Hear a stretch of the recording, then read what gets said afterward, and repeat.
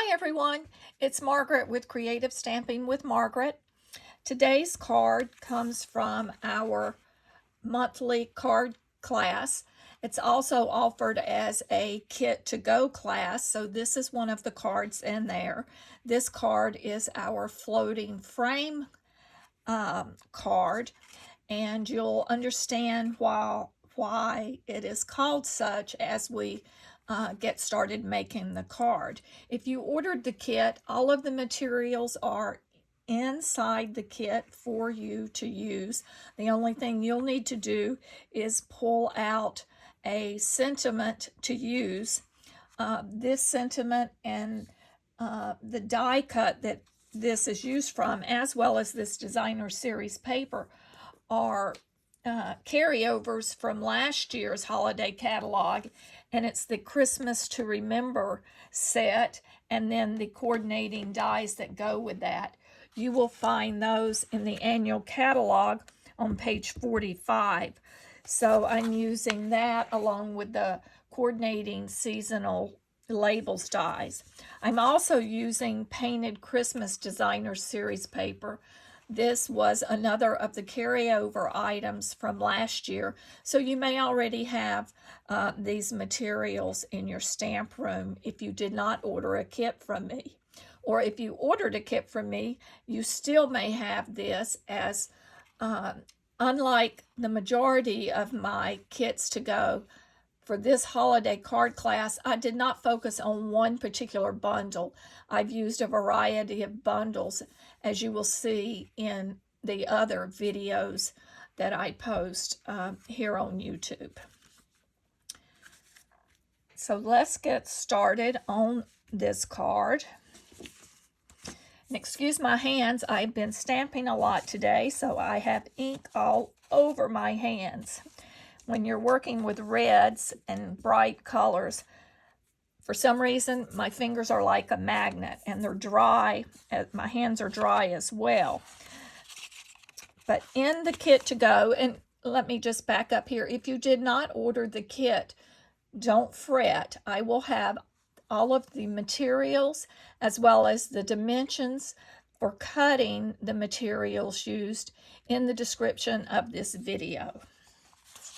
So we have a piece of the painted Christmas designer series paper, and that is for your envelope flap. So you can set that to the side. You can do that on your own after we complete our card. You will have a piece of thick basic white that has been scored for you. That is our card base. If you ordered the kit, you will also have a piece of the texture embossed basic white cardstock. For this particular embossing, I used the time-worn type 3D texture embossing folder, 3D embossing folder. You could also use the musical melodies or any of the other texture embossing, but I do recommend that you use one of the 3D so you really get that intense texture embossing. Then you will have 6 strips in your kit. You will have 2 of the designer series paper. You will have 2 real red strips, and then you will have 2 evening evergreen strips of cardstock. You will also have a 3.5-inch square piece of window sheet. And then, of course, you're going to have your banner piece that we will use for the back. And you'll also have a white piece that you will use for stamping the sentiment on. And then, of course, you're going to have in mint macaron just some of the fronds and to add some extra little embellishment to the card, as well as some of the little gold festive pearls, I believe that's what they're called, from the mini catalog. As I said, I will list all of the actual full true names of these materials. After a while, I start forgetting the names of the exact names. But let's get started. And so the first thing let's do, fold our card base, and then let's add the textured embossed piece to the front of our card, and then we'll set that aside. Some other things you're going to need also for assembling and making this card, you will need your die cutting machine and the largest circle die that you have. Now, I'm using the largest circle die from the layering circle dies, but you don't have to use a circle. You could, if you wanted, you could select another shape as long as it fits within that 3.5-inch square piece of window sheet that we're going to use. So we can set this to the side so that we don't get ink on it and let it dry.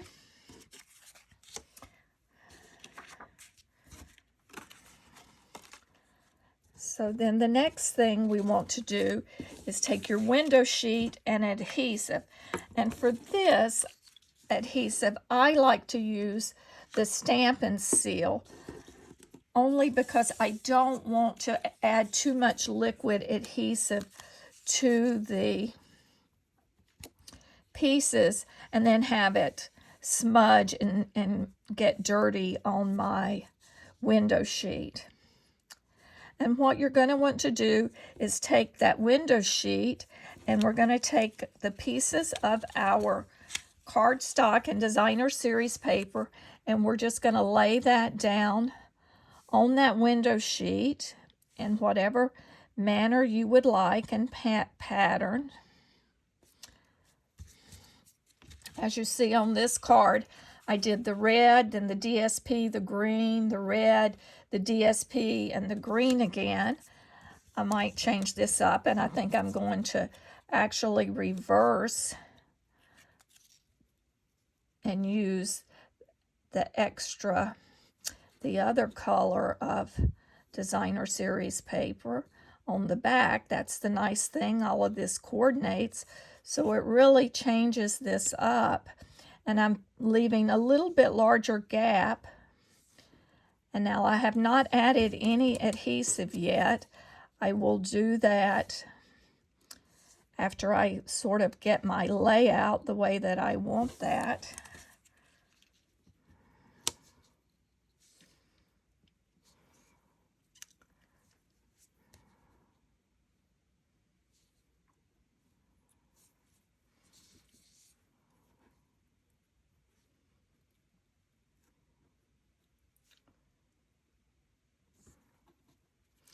And I think I will end up doing this the way I did it on my front card, only with using the other. So there's no right or wrong, and these strips are varying width. So the first thing is I'm just putting a tiny bit. It doesn't take a lot of adhesive. I'm going to lay that and lay my first piece, and then just repeat that process with each of these, leaving a gap so that my back panel will peek through there.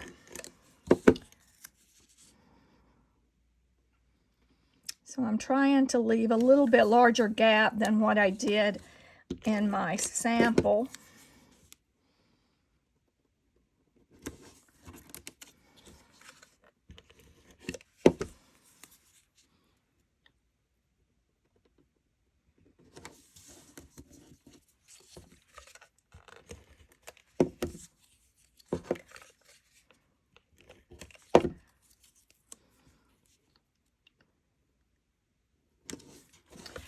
Now, after you have that laid out and on your window sheet, this is where you're going to take and cut with your circle die. Just take and cut that. As I said, you could use any shape. You could use the square, one of the squares from the Stitch Shapes dies. You could use that, but I've opted to do a circle for this particular card. So I'm going to step away and let me go ahead and cut that.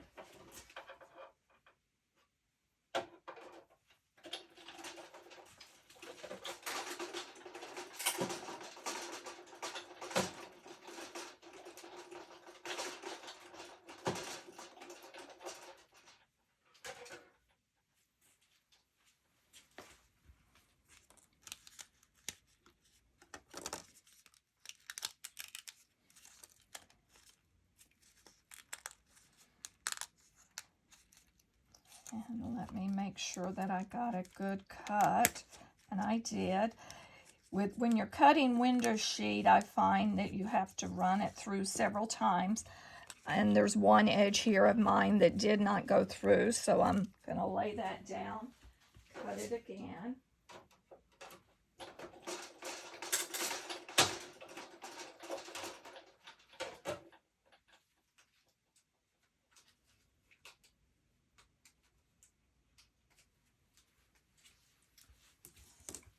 I'm going to take my paper snips just to trim this because I did not get that lined back up properly. So as you see, I did not get it cut through, so I'm just trimming that up.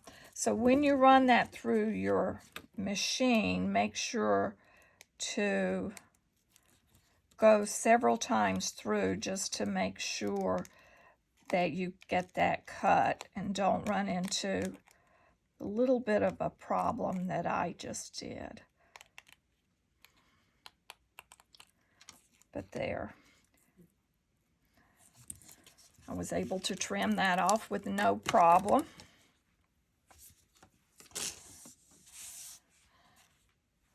So we have our circle now. Let's bring our card base back in. And I have popped those up on dimensionals. And the key here is you want to put the dimensionals in the areas behind the designer paper or behind the cardstock and papers so that it does not show on the back of through your gaps in your card.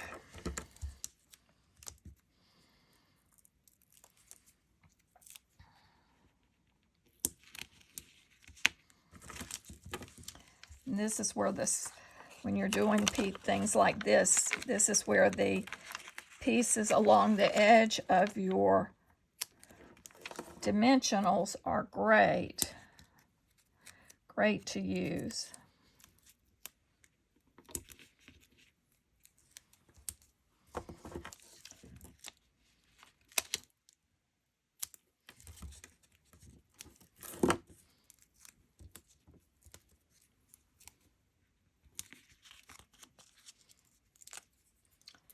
So we're going to peel off the back of the dimensionals and we'll add this to our card front.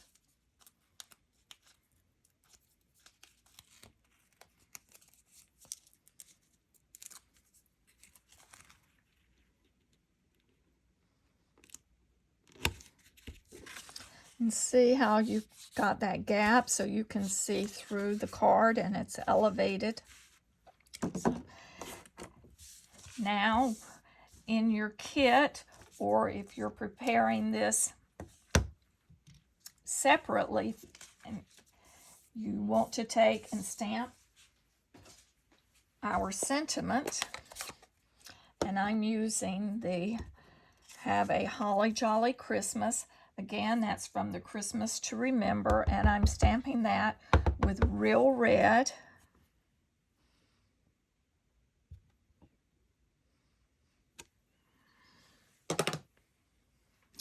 And for the interior of my card, I stamped the May This Be a Christmas to Remember, which is the greeting from the stamp set as well.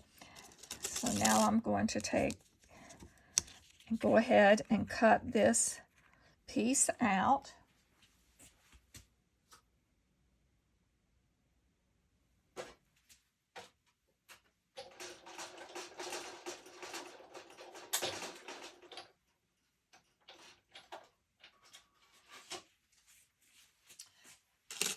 Then to help cut, having a lot of just white on white, I decided to take a piece of the real red, and I used that same banner cut, and I'm going to trim this in half. This is roughly 1.5. It doesn't have to be exact, just close enough.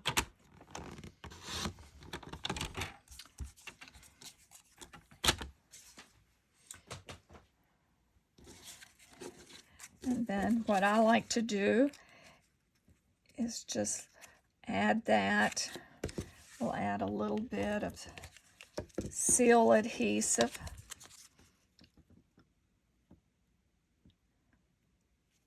So that sticks out on each end. That just creates a nice little frame.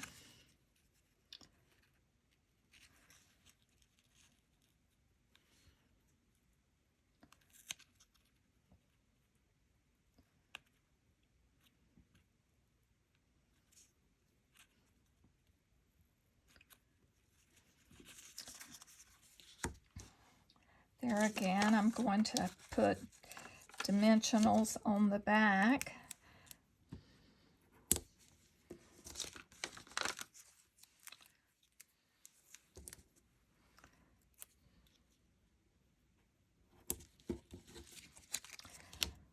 And you notice we have the little mint macaroon fronds. I'm going to add those to the card using my glue dots, the little mini glue dots.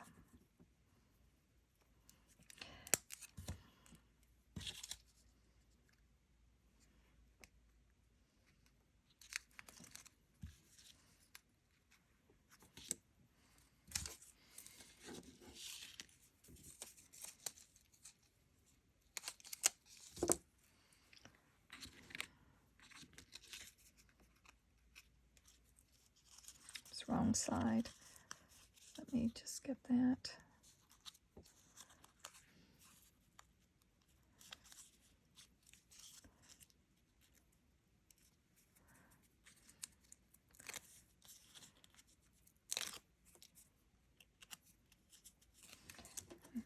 Just to help hold those in place, I'm going to put a dimensional piece over those as well. That way those won't slip out if I did not get a good adherence with one mini glue dot.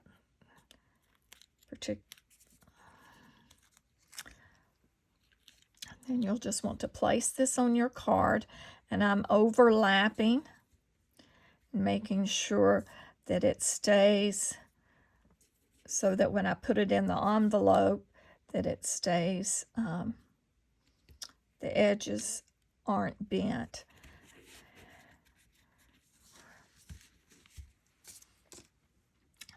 The last thing to do is add our little gold pearls. There's also red ones in that set that you could use. Here's take my pick. It's better than the tip of my scissors for moving these small embellishments.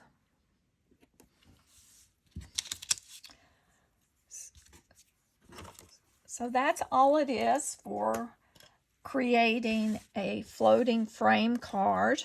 Hope you've enjoyed this card, making this card. So all you need to do now is embellish the flap of your envelope, and pick your favorite sentiment or holiday saying to add to the interior of your card. I hope you've enjoyed this card. As mentioned early on, all of the materials and dimensions used, dimensions, etc., will be listed in the description of this video. I appreciate you watching my video. If you would, just click that you like this video and please subscribe to my channel. Have a great week. Thank you.